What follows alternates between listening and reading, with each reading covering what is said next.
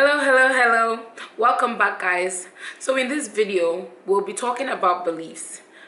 What do you believe in? Who do you believe in? It's actually very important that there is something or someone that you believe in, because it will act as a driving force for you. It will act as a motivation booster to helping you achieve whatever goals you've set aside, or even help you create goals for yourself, because you know that, okay, this particular thing that I believe I can achieve, how can I go about achieving it in order to be successful? I would want to use myself as an example here and talk about my beliefs, and hopefully at the end of the video you will be able to sit down and analyze what is it that you believe in that would assist you in your continuous growth. Now, the number one thing that I have the strongest belief in is God Almighty. Now, I'm not about to start a sermon up in this place and preach and take you to church, but the reason why God is my number one is because the things He does for me on a daily basis, it's evident, it's clear, and it's the reason why I keep going and pushing each and every day. Let me take you years back a little. I'll just mention that one encounter and then I'll bring you to present day. When I was sitting for my SATs, which is the exam you take if you want to start university in the US. This was, I think, around 2003, 2004. All right, so the truth is I did the SATs 3 times. And I don't feel like a failure, really. It wasn't a situation where I failed. It was much more a situation where I was trying to achieve a suitable score that would guarantee me access to a larger pool of good schools. So the first time I did my SATs, I actually scored an 1100. It wasn't a terrible score, but it also wasn't the greatest score. And even when I did the SATs, then I didn't go to any tutoring center. I just bought the book, read through it or studied it, and then I went ahead and I did the test.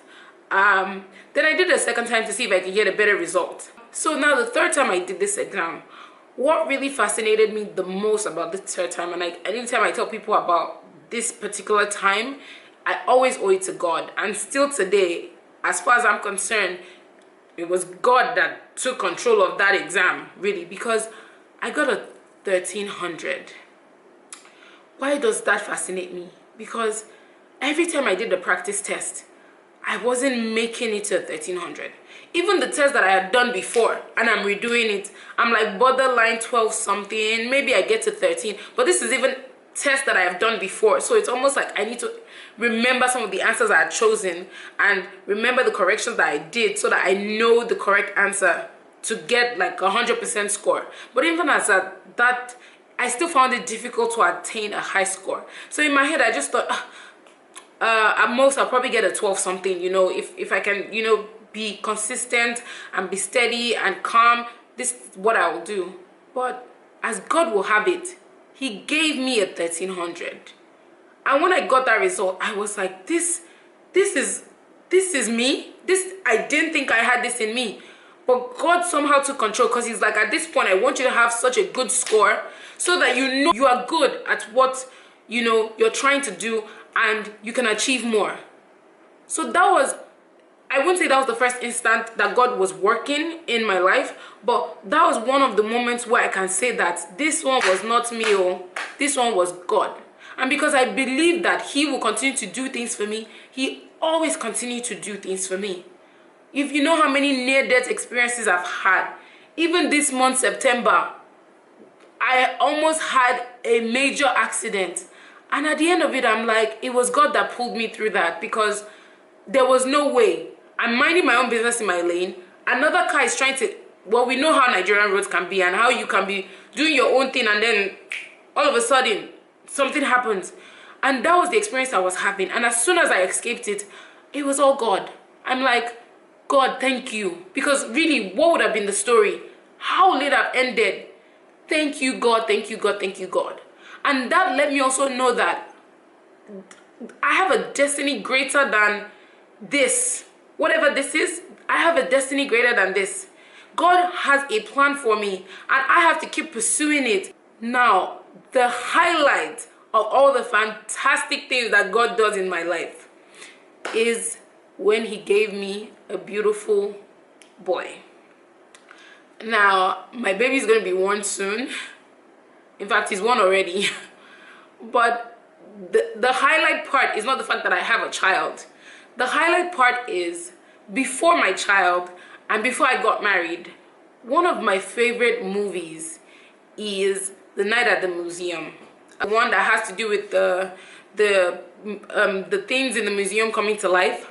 So now, besides the fact that I like the storyline of the movie and the fact that you get to learn a lot from the movie, the theme song at the end, so I already enjoy the movie, and then at the end of it, when I'm all still happy, like, oh my god, this movie was nice, the theme song at the end is by Earth, Wind and Fire, and it's called September. And so I fell in love with the song the same way I fell in love with the movie, and so I'm always singing this song. So I still, you know, would tell people that, oh, one of my favorite songs of all time is the September song. And then I got pregnant, and then I got married, and then I got pregnant. And then I found out that, oh, my baby was going to be born sometime in September.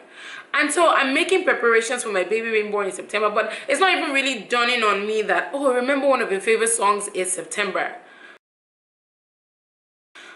But where the kicker is the fact that this God has a sense of humor. He has an amazing sense of humor. Lo and behold, when exactly did my baby show up? He showed up on the 21st night of September. I wasn't expecting it. No one was expecting it. And I'm thinking, what are the odds that this is like one of the songs that I would tell anybody, oh, what if you ask me what's your favorite song? If I can't think of any other song, I would always remember September.